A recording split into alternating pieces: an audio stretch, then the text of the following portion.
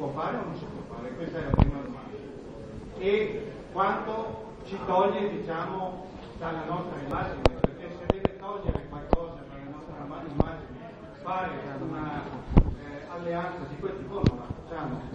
Non è che ci piaccia molto la cosa, però abbiamo il problema di veramente di avere persone, abbastanza persone.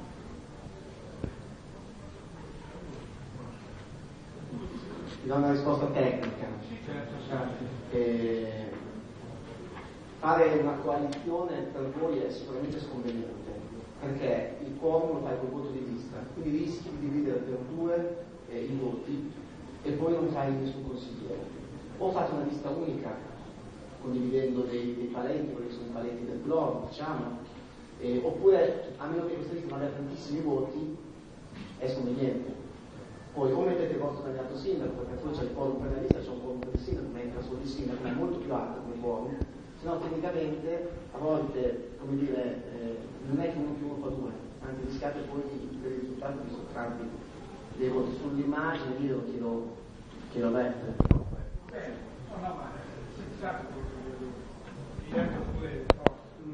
Ecco, io tecnicamente non sono all'altezza di capire cose, però mi hai chiarito bene il punto. E quindi diciamo che l'idea è quella che Ti racconto un aneddoto. Noi abbiamo fatto, scusa Beppe, un'alleanza che per noi ci sentivamo piccoli a Bologna la prima volta col Codacom, sembravamo che aver fatto un grande affare. Alla fine loro hanno preso lo 001, noi prendiamo lo 01 e hanno rischiato di farci perdere il consigliere, quindi abbiamo avuto un'esperienza assolutamente negativa. E al ballottaggio si sono schierati col candidato della destra, quindi ci ha fatto anche un danno all'immagine.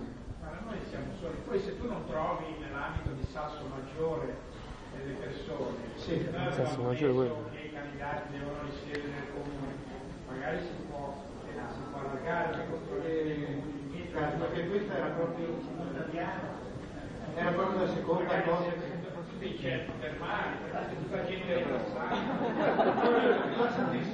Anzi, dividiamo a RSC.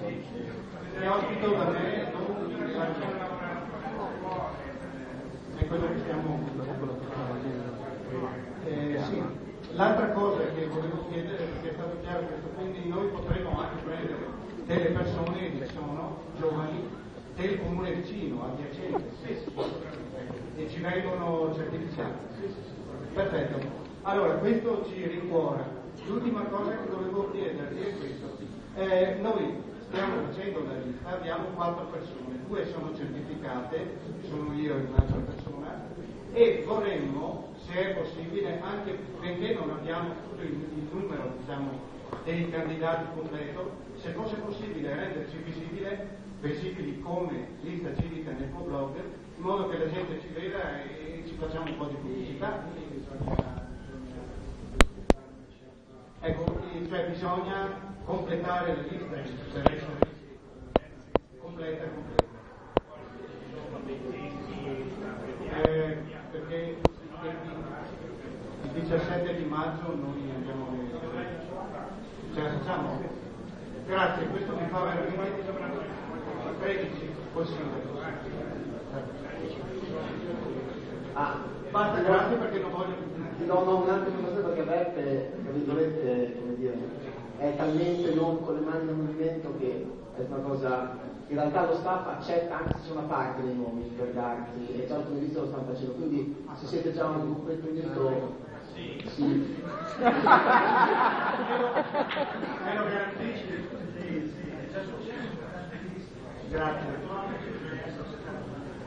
È successo quando mancavano pochi mesi.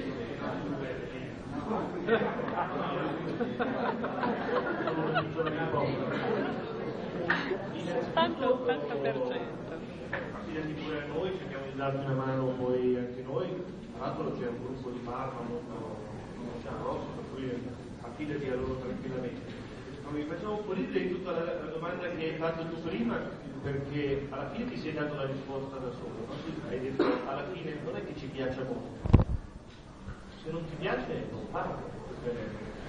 Non dobbiamo aver paura di essere troppo piccoli e troppo inesperti, troppo impreparati. Noi siamo in grado tutti quanti di correre le nostre gambe, dobbiamo avere anche il coraggio tanto di provare.